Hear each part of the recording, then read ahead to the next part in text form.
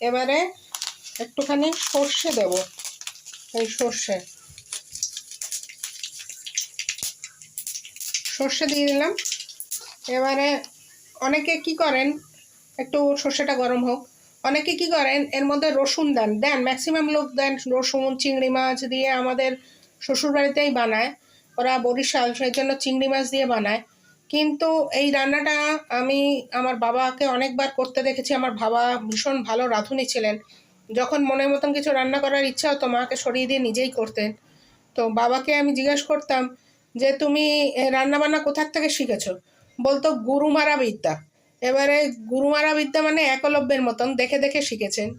এখন আমি এই বুড়ো বয়সে এসে চেষ্টা করছি যে করতে পারি কি না সেরকম।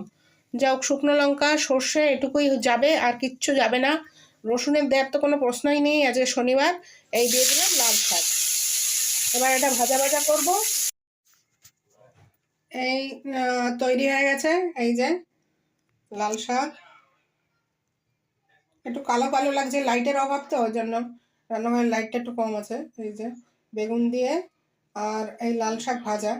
এইটা যখন ভাতের সঙ্গে খাওয়া হয় তখন ভাতটা একদম পুরো লাল হয়ে যায়, দুর্দান্ত লাগে খেতে, টেস্টটা ভালো। আর এর মধ্যে আমি একটুখানি মিষ্টি দিয়েছি। Thank you.